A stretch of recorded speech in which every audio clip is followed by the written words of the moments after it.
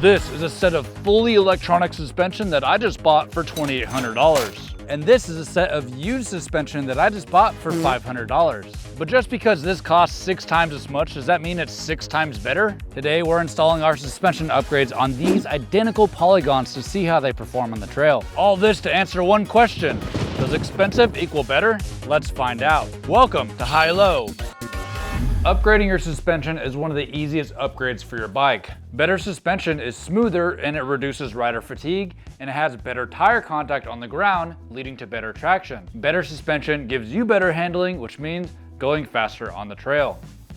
So I bought this RockShox Lyric and Super Deluxe Flight Attendant for $2,800. Dude, you have some expensive taste. I know, right? KOMs, here I come. Well, I bought this, a RockShox Lyric Select Plus and a Fox Float X used for just $500. Oh, I've heard bad things about those. Which one? All of it. Well, on paper, our suspension is actually pretty similar, but why is there such a big difference in price? Well, I think the major differences will be on the trail and maybe during the install. Well, there's only one way to find out, and that's I'm going first. Here's a damage report from episode 1. High Bike had some squealing pedals. Come to find out that's pretty common with 1UP, but they have a fix. They say to take this little washer off and remove this O-ring, and the problem's solved. Low Bike's chain fell off, and it turns out the chain was too long, so I removed a link. And then Low Bike has a warp rotor, which I bent back in place with a rotor truing tool. Lastly, High Bike lost episode 1, so I installed specialized eliminator tires, so both bikes will have the same tires moving forward for consistency. Here we go again, the big install, High Low Season 2. And swapping forks is pretty easy. Pretty much anybody can do it. We do it all the time on pretty much every bike. Just a few bolts to the stem, few bolts to the brake caliper, and the fork comes right off. Then only 2 bolts on the rear shock. It's really that simple. You might have to press in or out some shock bushings, but when you have all the right tools, it makes for a pretty easy job that you can do in just about an hour. Here's all 3 of our forks, the stock fork and the high and low bike fork. And from an outsider, these forks might all look the same. They're black, they have a crown, stanchions, and lowers. They all have 140 millimeters travel with a through axle, and they absorb bumps. So why would I spend money to upgrade? The stock RockShox Recon is an entry-level fork. It's heavy, weighing 2,510 grams. It's mostly made out of steel, even the stanchions, which are 32 millimeters.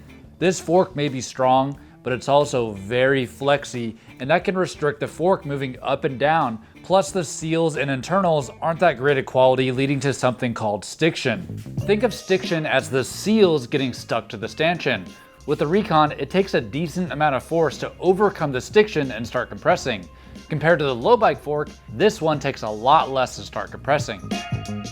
If you've ever been riding down an easy trail or a gravel road and you're just getting rattled, look down to see if your suspension is moving up and down, and if not, you'd probably benefit from a fork upgrade. At the very least, servicing the fork that you have. But I don't mess around with cheap forks. I only settle for the best. And this RockShox Lyric Ultimate with Flight Attendant, it's almost a pound lighter. And sure, the electronics make it a little bit heavier, more on that later.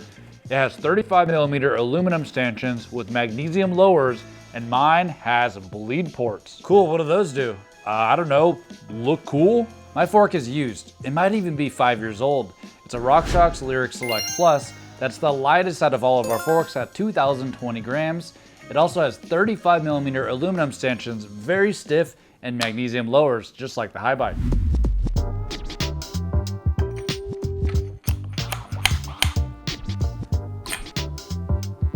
When it comes to suspension and ugly friends, it's what's on the inside that matters. Inside the forks, one side has a damper and the other an air spring. With the stock Recon, it has a very simple damper that does a decent job at absorbing bumps, but can leave a lot to be desired. A high-end damper has an intricate circuit for the oil to pass through, able to distinguish between small bumps or huge impacts. With the small bumps, you basically barely feel them, and big hits feels like landing on a pillow.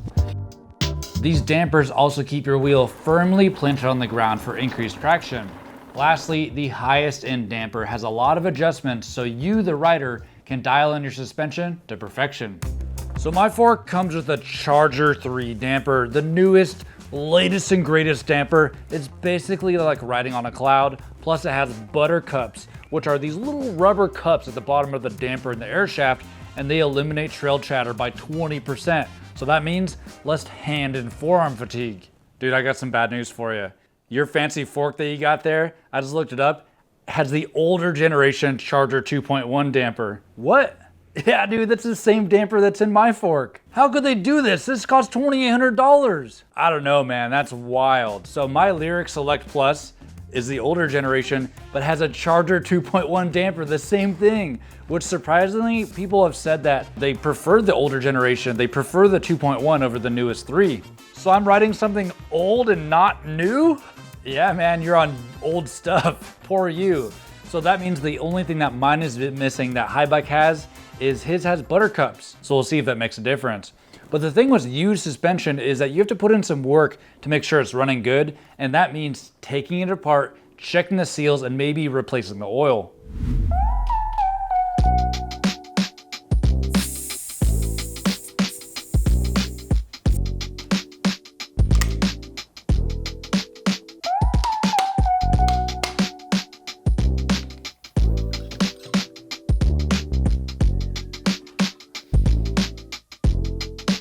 All right, man, this fork is looking pretty good. I don't remember when the owner said it was serviced last, but it must have been recent because these seals are fresh.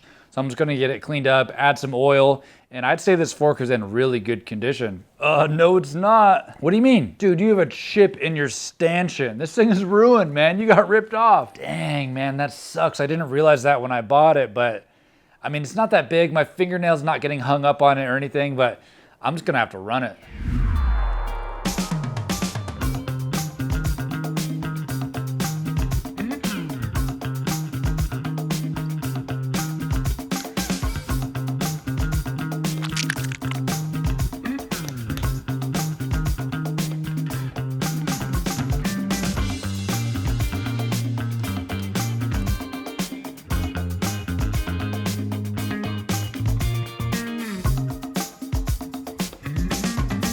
All right, that was super easy, and maybe that looks scary if you haven't done it before, but I'm thinking this fork should be a huge performance upgrade, especially since the internals are the same as the Highbike. Hey, not so fast, Junior. I have Flight Attendant, and this is a new technology that uses a crank sensor that knows when you're pedaling and stiffens up the suspension with an 80 millisecond response time.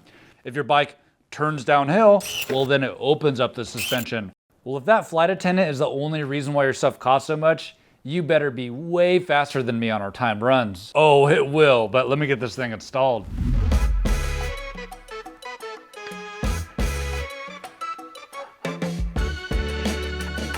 With the stock Recon, I installed the 1UP EDC light, but only because the steer tube was too short. With this new fork, I get to remove the star nut and install a 1UP EDC threadless because this steer tube is long enough. So now I can stash a multi-tool plus tire levers and a plug kit. I'm ready for anything.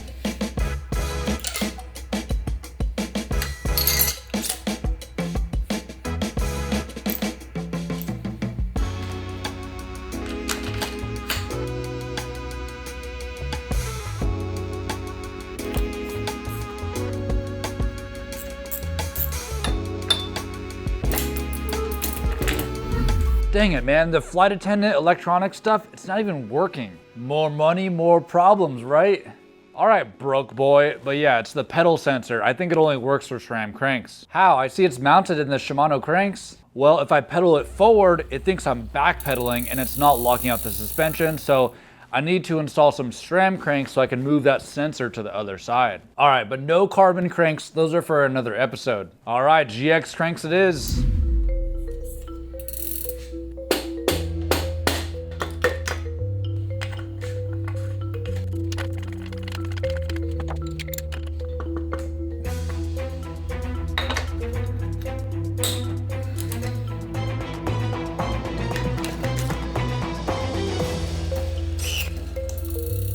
When it comes to upgrading your rear shock, it can get confusing with the eyelet hardware. Big Suspension will tell you that you have to buy new hardware with the little shaft and spacers, or you could just reuse what's on the stock shock. That's how it's always worked for me. But you might notice something much different about our upgraded shocks here compared to the stock. This one has a piggyback. With an inline shock, we have a piston that moves up and down through a single oil chamber restricted by compression and rebound valves. In a piggyback shock, the oil is pushed into a reservoir with another set of compression and rebound valves. This reduces the chance of heat buildup called shock fade. Inline shocks are cheaper, they're much lighter, but they are more prone to shock fade, whereas piggybacks have more oil volume so they don't heat up as easily, but they are heavier and more expensive. Overall, we probably don't need piggybacks with our 1 minute long downhills here in Bentonville, but I am a heavier rider at 190 pounds. Plus, it's only 120 grams extra. For a piggyback, that's barely anything.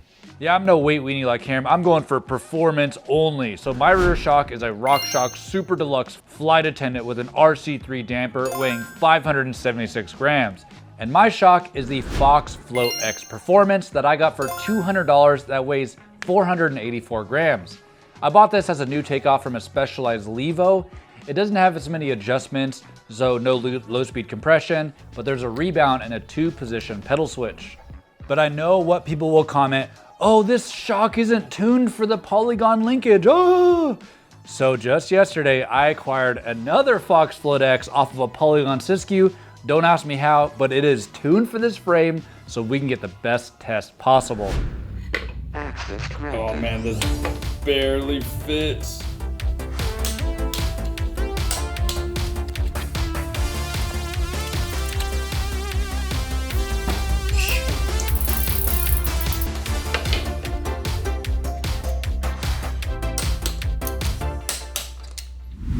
Well, after all the dilemmas with Chad's bikes, the bikes are almost ready to go. I just gotta wrap up the low bike, and I think my times are gonna be right up there with the high bike, no problem.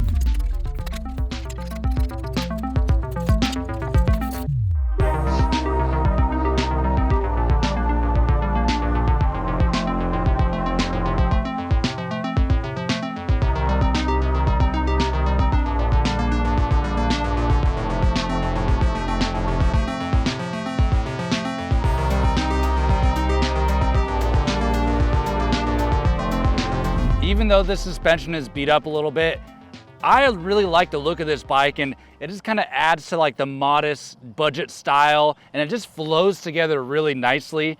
And can I just take a moment, Chad, and just say your bike looks totally ridiculous right now? It looks like you're riding like a utility bike or something. What do you mean? This thing looks awesome. Sure, I got $2,800 suspension on a $1,500 bike, but we're going for performance and KOMs, right? So I'm gonna smoke you today on everything. The first trail test of the day is called Medieval. This is a fast flow trail that low bike set the fastest time of 39.7 in the first episode. And I don't really think suspension will make us faster on this trail, more likely the chunk trails, but let's give it a go and find out. So we're climbing up to the top of the castle. That's where all of our timed runs are. And man, this suspension is locked out because I'm pedaling, and it is so smoother. I feel like it's more efficient too. I'm probably gonna be way faster on these climbs today. One thing I didn't mention is that our two forks have different air springs, and it made a huge difference when setting them up. High Bike has a new Debonair Plus and is running 78 PSI at 30% sag, while Low Bike has a regular Debonair, and I had to go to 110 PSI to get 30% sag.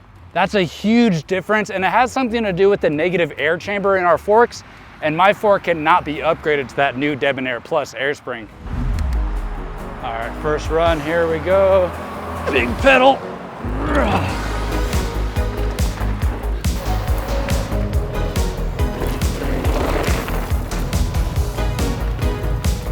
Gotta beat Chad.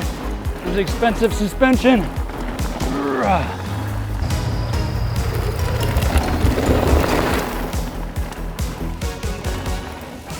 Man, this bike's running fast, way faster than before.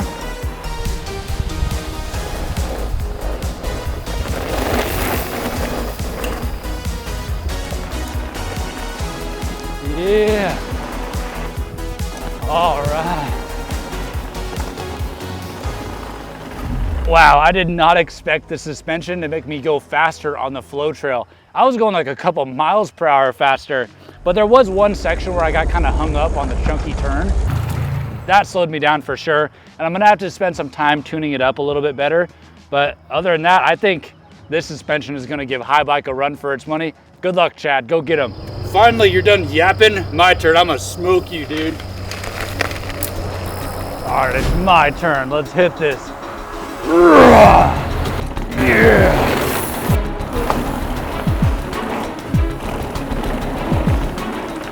Way smoother through that turn. Yeah.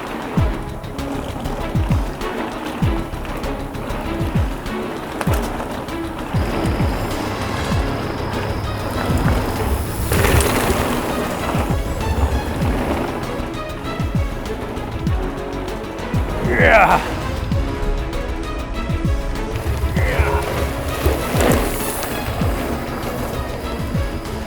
Yeah. I'm gonna win this one for sure. And time. Yeah. I felt a lot faster. It felt a lot more composed, and I can feel the chattery sections. It's actually much smoother than the low bike. I mean, one cool thing about this flight attendant is it'll firm up a little bit for the jumps. It's not fully open, and that really helps going a lot faster on the jumps. Dude, Chad, we both beat our times from episode 1. So low bike ran in the 38s, 2 seconds off the KOM for an average of 38.97. And high bike, oh, here we go. High bike set 2 times in the low 38s, bringing the average to 38.87. Oh, I won, yes, dude. But I wanna bring in a new metric, cost per second. At 1.6 seconds improved and $500 cost, low bike is at $306 per second, and high bike with 1.7 seconds improved is $1,600 per second. Oof, good thing you paid for my parts. Yeah, dude, welcome to the law of diminishing returns. It's worth it in my book, but what were the climbing times? Well, we both had major improvements on our climb times. Well, yeah, both bikes were lighter. Low bike averaged 2 minutes 51 seconds, improving the stock times by 14 seconds on average, and high bike averaged 2 minutes 49 seconds, taking another category win. And the cost per second times were $35 for low bike and $170 for high bike. We're really seeing what the best value is here. So basically what you're saying is I'm up 2-0, and it's time for the chunky trail dragon scale. Good luck, bud. All right, man, I'm gonna give you a run for your money. All right, here we go, dragon scales. I gotta beat Chad, but it started raining.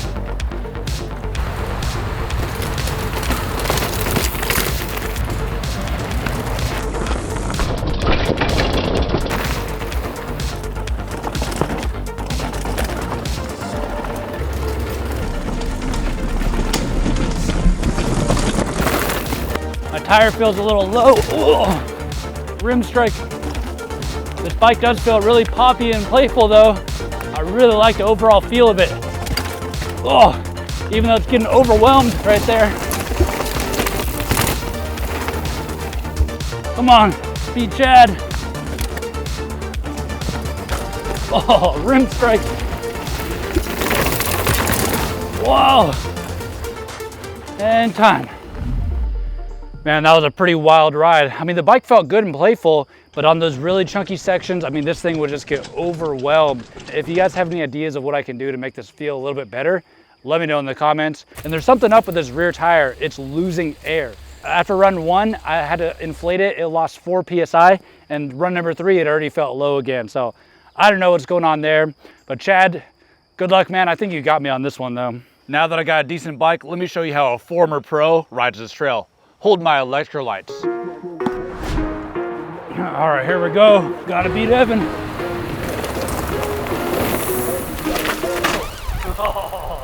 Oh man, redo. These brakes are so bad. All right, here I go.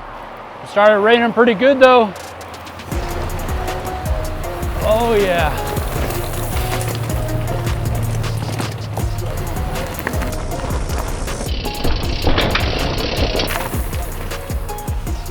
I gotta beat low bike. Oh yeah, expensive is always better. Yeah, almost hit a tree.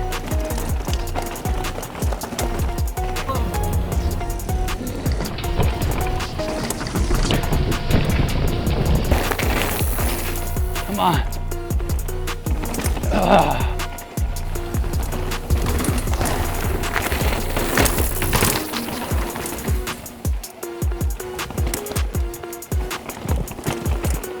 Yeah.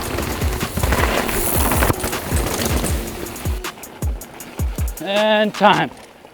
Oh man. Bro, I am toasted from all this riding with this heavy bike, dude. So I don't know, that might affect my times, but I did notice that this suspension makes the bike so planted. It doesn't feel as playful as a low bike.